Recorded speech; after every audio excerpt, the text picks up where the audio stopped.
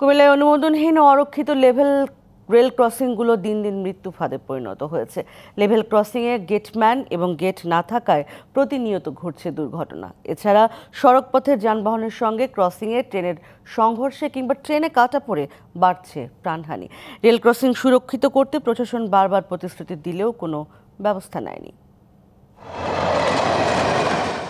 ঢাকা চট্টগ্রাম রেলপথ double line হয়ে রেলপথে বেড়েছে গতি। অপরদিকে জনবহুল এলাকায় নতুন রাস্তা নির্মাণ করায় ক্রসিং অতিক্রম করা যানবাহনের সংখ্যাও বাড়ছে দিন দিন, কিন্তু এখনও অরক্ষিত রয়ে গেছে লেভেল ক্রসিংগুলো। কুমিল্লার লাকসাম অঞ্চলের আওতায় ১৭২ কিলোমিটার রেলপথের মধ্যে অনুমোদনহীন লেভেল ক্রসিংয়ের সংখ্যা ১১৬টি। গত ৮ বছরে বিভিন্ন দুর্ঘটনায় প্রাণ হারিয়েছেন ৪ শতাধিক মানুষ। অবৈধ রেল ক্রসিংয়ের বাইরে রেলপথে ট্রেনে কাটা পড়ে বৈধ রেল ক্রসিংয়ে দুর্ঘটনায় আরও অনেকে মারা গেছেন। বছরের পর বছর ধরে স্থানীয়রা দাবি জানিয়ে এলেও বেশিরভাগ ক্ষেত্রে গুরুত্বপূর্ণ স্থানে গেট নির্মাণ করা হয়নি। রেল ও সড়ক নির্মাণ কর্তৃপক্ষের দায় ঠেলাঠেলিতেই চলছে। এখানে ২৪ ঘন্টা গাড়ি ঘোড়া চলে, নিরাপত্তার জন্য কি করা যায় এটা আপনারা করেন।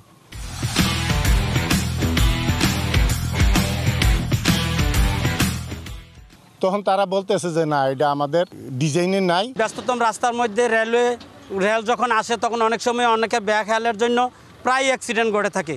কর্তৃপক্ষ বলছে রেল লাইনের উপর দিয়ে অনুমোদনহীনভাবে এসব লেভেল ক্রসিং তৈরি করায় গেট নির্মাণ এবং গেটম্যান নিয়োগে জটিলতা দেখা দিয়েছে।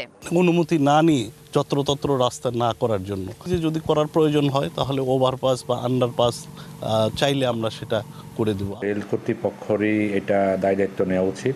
তারপরেও যদি আমাদের এলজিডি থেকে ওখানে গেটম্যান দেওয়ার প্রয়োজন হয়, আমরা ইতিমধ্যে আমাদের প্রধান প্রকৌশলী স্যারকে বিষয়টি অবহিত করেছি। লেভেল ক্রসিংগুলোতে দ্রুত সময়ের মধ্যে গেট নির্মাণ ও গেটম্যান নিয়োগের সুপারিশ করেছে জেলা প্রশাসন। দুপাশের রাস্তাকে একটু স্পিডটা যাতে ডাউন হয় সেই ধরনের রাস্তাকে আমরা স্পিড ব্রেকার বাড়ানোর চেষ্টা করব এবং আমরা অতি সত্বর গেটম্যান সহ এখানে ব্যারিয়ার দেওয়ার জন্য আমরা রেল কর্তৃপক্ষের কাছে প্রাথমিকভাবে আমরা সেটা উপদেশ দিয়েছি। সড়ক নির্মাণ কর্তৃপক্ষ, এলজিইডি, উপজেলা পরিষদ কিংবা ইউনিয়ন পরিষদের এবং রেল কর্তৃপক্ষের ঠেলাঠেলিতে এইসব লেভেল ক্রসিং অনিরাপদ থেকে যাচ্ছে দিনের পর দিন। DBC news desk.